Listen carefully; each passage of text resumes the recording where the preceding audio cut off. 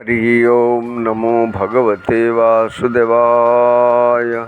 क्षीरोदन्नत प्रदेशे शुचिमणि विलसत् सैकतेर्मौक्तिकानां मालगल्लुप्तासनस्थस्फटिकमणिनिभैर्मौक्तिकैर्मण्डिताङ्गः शुभ्रैरभ्रैरदभ्रैरुपरि विरचिते मुक्तपीयूषवर्षैः आनन्दीनः पुनीयादरिनलिनगदा कंबुपाणी मुकुंद सच्चिदानंद घन विग्रह आनंद कंद श्री कृष्ण भगवान कर चरणारविंदर अनंत कोटि प्रणाम पूर्वक उपस्थित गीता परिषदर भाई भौणी मान को मोर सादर हरिओम। आज आम 16 अध्यायर सप्तम श्लोक उपरे आलोचना रखिबा। प्रवृत्तिं च निवृत्तिं च जनान विदुरासुरा न शौचं नापि चाचारो न सत्यम तेषु विद्यते।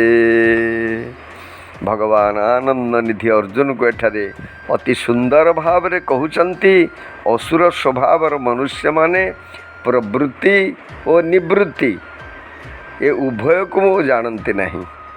तेणु सेमानक ठारे बाह्य अंत शुद्धि न थाए कि सेमानकर आचरण शुद्धि मध्य न थाए तथा सेमानक ठारे सत्यवादिता भी न थाए।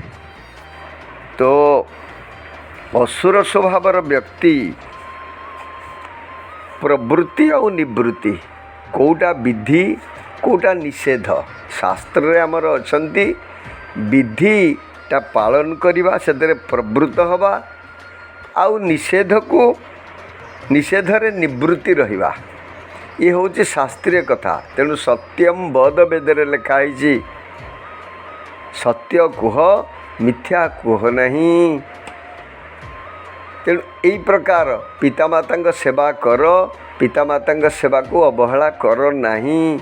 ये विधि गोटे निषेध कोटारे प्रवृत्त हवा कोटारू निवृत्त हवा कौनसी अपकर्मरु निवृत्त हवा आउ भल कर्म रे जोड़ा शास्त्र विहित कर्म से प्रवृत्त हवा ये हूँ शास्त्र सिद्ध। ये उभय को आसुरी संपत्तिर व्यक्ति माने जानी पारंती नहीं। कारण से माने जानती जे जो तांको ठारू जदि आत्मज्ञान शुणा को जीव से कहिबे सबु पेट पुरिले भल जहाँ पारिबे खाइबे खाइबा बाबद रे मध्य विधि निषेध ग्रहण करिवे नहीं। तो कौनसी कथारे सी तम कथा ग्रहण करिवे नहीं। तांको मन को जहाँ पाइला प्रमाद आलस्य जेतेबेले पाइले शोइबे जेतेबेले पाइले खाइबे जहाँ मिलिले खाइबे जिमिति चाहिए सिमिति कर्म करि बसिबे। तो तांको पई कौनसी प्रकार नियम से मानिबा को राजी नुहंती। ये होची आसुरी संपत्तिर बुद्धि वालार बुद्धि। तेणु सेमानक ठारे बाह्य और अंत शुद्धि न थाए आउ शुद्धि कौटी आसियो अंतकरण अशुद्धि हुए ता संगे बाह्य अशुद्धि से एबे लोक कहउचंती अरे झाड़ा गले शौच गले लुगा कहीं धुईब लुगा धुईबा तो आवश्यकता पड़ू नहीं आमे तो लुगारे झाड़ा जाइनु। यही प्रकार प्रवृत्ति सेमानकर उदय हुए। तेणु बाह्य सूची अंत सूची हिंसा द्वेष ये सब करने द्वारा क्रोध ये सब द्वारा अंतशुद्धि नष्ट हुए बाह्य शुद्धि मध्य से मानिबा को प्रस्तुत नुहंती कि सेमानकर आचरण मध्य शुद्धि न थाए। आचार प्रभवो धर्म धर्मस्य प्रभुरच्युत। आज आम निराचारी श्रुतिपथ त्यागी कलिजुग सोई ज्ञानी स्व विरागी। आज समाज उल्टा होते तम गुण को आम ग्रहण कर नहींचे आसुरी संपत्ति की ग्रहण कर नहींचे आमको सब उल्टा देखा जाउची। आमे चिंता करूचंती जोटा खराब जिनस एबे भल लगुच आमे पैंट सार्ट काटी अधा लंगड़ा ही पिंधुचंती आमको सेटा भल लगुच आउ भल पैंट गुड़ा को चिरिकी पिंधुचंती माने कि विचित्र कथा। ये केवल आचरणर ओल्टा होची पितामाता प्रति आचरण केमिति करिवा, समाज प्रति आचरण केमिति करिवा, भाई प्रति आचरण केमिति करिवा, केमिति आमर आचरण शुद्ध हब ए आचार संहितार स्पष्टीकरण भाव रे लेखा अछंती। ताकू आसुरी संपत्ति व्यक्ति ग्रहण करे नहीं। तापरे सेमानक ठारे सत्यवादिता अबा कोठु आसीबो, सेमाने केबे सत्य कहिबाकू भल पाती नहीं। कारण सत्य कहिले सेमाने भावती ये कलिजुग आ सत कहिले कौन हम, सत कहिले मरीजीव। किंतु सत्य स्पष्ट भाव में भागवत प्रमाण अच्छी, जी सत्य कहिब सी कृष्ण को प्राप्ति हम। ये कलिर बड़ महत्व, तेणु कली रे सत्यर प्राधान्य रही। तेणु आसुरी संपत्ति व्यक्ति या केबे ग्रहण करे नहीं, सत्यवादिता मध्य ग्रहण करे नहीं। तेणु स्वभावतः पतन कारण हुए, अंतकरण अशुद्ध हुए एवं से मुक्ति तो मुक्ति केवल नरकजनी प्राप्ति पाई तार मार्ग सुगम हो जाए। जय जगन्नाथ स्वामी की जय। नमो भगवते वासुदेवाय। ओम नमो भगवते वासुदेवाय। आसंतु वर्तमान 16 अध्याय 10 श्लोक उपरे आलोचना रखिवा।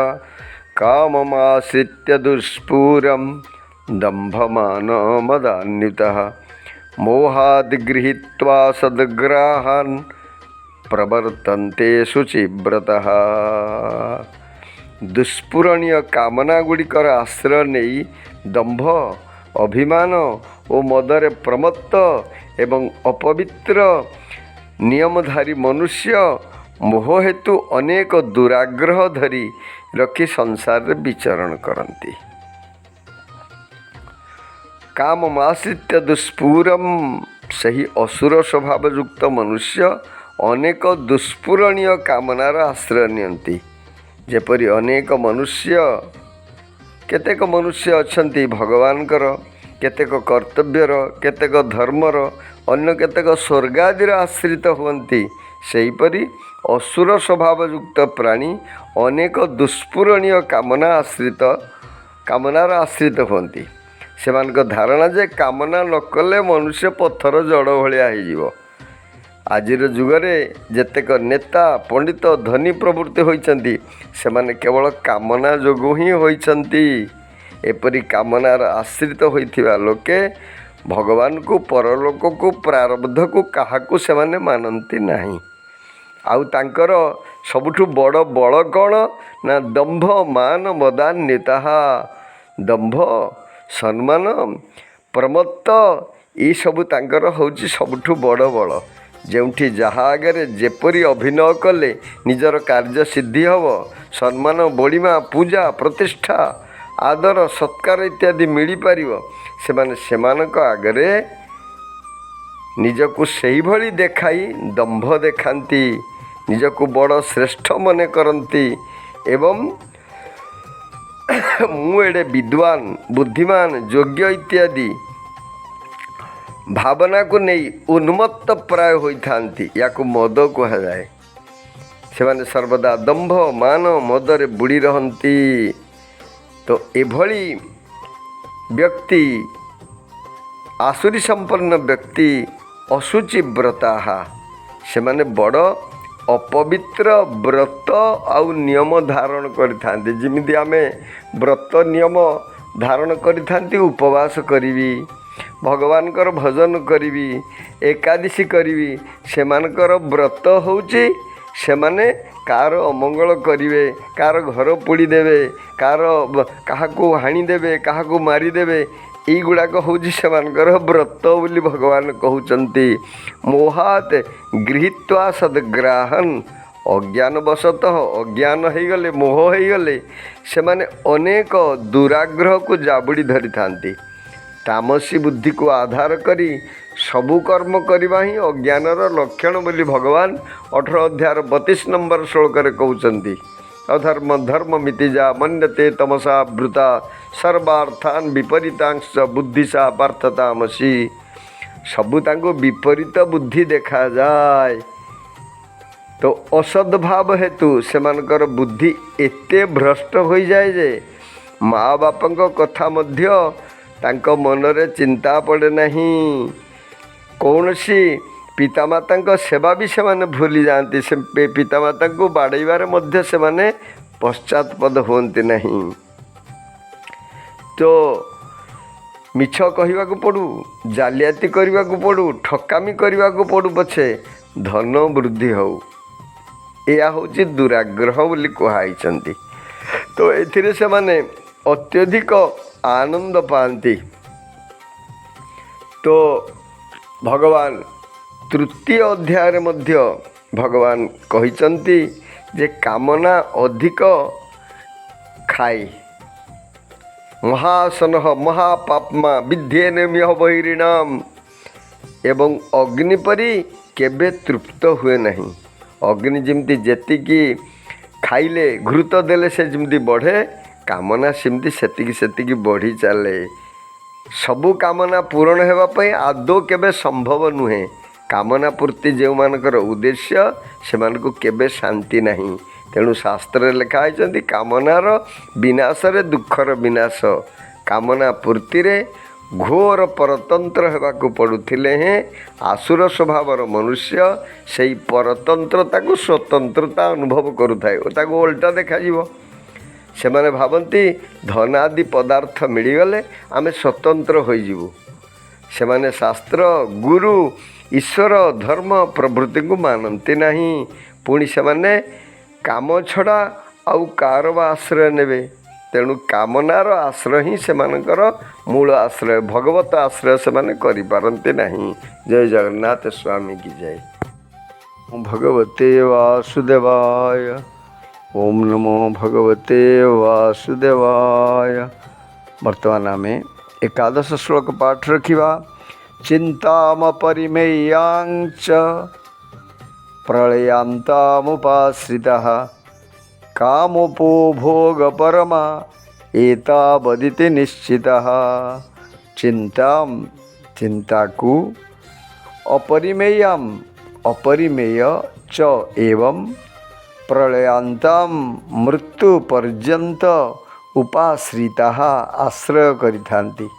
କାମୋପଭୋଗ ପରମଃ ପଦାର୍ଥ ସଂଗ୍ରହ ଓ ସେଗୁଡ଼ିକର ଉପଭୋଗରେ ହିଁ ବ୍ୟସ୍ତ ଥାନ୍ତି। ଏତାବତ୍ ଏହା ହିଁ ସବୁକିଛି, ଇତି ଏପରି, ନିଶ୍ଚିତ ଦୃଢ଼ ନିଶ୍ଚୟ। ଆଉ ଥରେ ପାଠ ରଖିବା। ଚିନ୍ତାମପରିମେୟାଂଚ ପ୍ରଳୟାନ୍ତାମୁପାଶ୍ରିତଃ କାମୋପଭୋଗପରମା ଏତାବଦିତି ନିଶ୍ଚିତଃ। ଶ୍ଲୋକାର୍ଥ ହେଲା ମରଣ ପର୍ଯ୍ୟନ୍ତ ରହୁଥିବା ଅପରିମିତ ଚିନ୍ତାଗୁଡ଼ିକରେ ଗ୍ରସିତ ଏବଂ ବିଷୟୋପଭୋଗକୁ ହିଁ ପରମ ଲକ୍ଷ୍ୟ ମାନୁଥିବା ଏହି ଆସୁରୀ ଲୋକମାନେ ଏଭଳି ଦୃଢ଼ ମତକୁ ପୋଷଣ କରନ୍ତି କି ଏହା ହିଁ ସତ୍ୟ ଅନନ୍ତ। ଜୟ ଜଗନ୍ନାଥ ସ୍ୱାମୀ। ଓମ୍ ଭଗବତେ ବାସୁଦେବାୟ। ଓମ୍ ନମୋ ଭଗବତେ ବାସୁଦେବାୟ। ବର୍ତ୍ତମାନ ଆମେ ନବମ ଶ୍ଲୋକ ପାଠ ରଖିବା। ଏତାମ୍ ଦୃଷ୍ଟିମବଷ୍ଟଭ୍ୟ ନଷ୍ଟାତ୍ମାନୋऽଳ୍ପବୁଦ୍ଧୟଃ ପ୍ରଭବନ୍ତି ଉଗ୍ରକର୍ମାଣଃ କ୍ଷୟାୟ ଜଗतो ହିତଃ। ଏତାମ୍ ଏହି ଦୃଷ୍ଟିମ୍ ଭାବର ଅର୍ଥାତ୍ ନାସ୍ତିକ, ଅବଷ୍ଟଭ୍ୟ ଆଶ୍ରୟ ନେଇ, ନଷ୍ଟାତ୍ମାନଃ ନଷ୍ଟ ଆତ୍ମା ଯେଉଁମାନେ ନିଜର ନିତ୍ୟ ସ୍ୱରୂପକୁ ମାନନ୍ତି ନାହିଁ, ଅଳ୍ପ ବୁଦ୍ଧୟଃ ଯେଉଁମାନଙ୍କର ବୁଦ୍ଧି ତୁଚ୍ଛ ସ୍ୱଳ୍ପ, ପ୍ରଭବନ୍ତି ସେମାନଙ୍କର ସାମର୍ଥ୍ୟ କେବଳ ଜଗତର ବିନାଶ ପାଇଁ ଉଦ୍ଦିଷ୍ଟ, ଉଗ୍ରକର୍ମାଣଃ ଯେଉଁମାନେ ଉଗ୍ର କର୍ମରେ ରତ, କ୍ଷୟ ବିନାଶ ପାଇଁ ଉଦ୍ଦିଷ୍ଟ, ଜଗତଃ ସଂସାରର ଅହିତଃ ଶତ୍ରୁ। ଆଉ ଥରେ ପାଠ ରଖିବା। ଏତାମ୍ ଦୃଷ୍ଟିମବଷ୍ଟଭ୍ୟ ନଷ୍ଟାତ୍ମାନୋ ଅଳ୍ପବୁଦ୍ଧୟଃ ପ୍ରଭବନ୍ତି ଉଗ୍ରକର୍ମାଣଃ କ୍ଷୟ ଜଗତୋ ହିତଃ। ଶ୍ଲୋକାର୍ଥ ହେଲା ଏହି ଦୃଷ୍ଟିରୁ ଅବଲମ୍ବନ କରି ନଷ୍ଟ ସ୍ୱଭାବର ଅଳ୍ପ ବୁଦ୍ଧି ସମ୍ପନ୍ନ ଲୋକମାନେ ଘୋର କର୍ମ କରୁଥିବା ଲୋକ ଜଗତର ଶତ୍ରୁ ରୂପେ ତାର ନାଶ କରିବା ପାଇଁ ଉତ୍ପନ୍ନ ହୁଅନ୍ତି। ଜୟ ଜଗନ୍ନାଥ। ସ୍ୱାମୀ କି ଜୟ।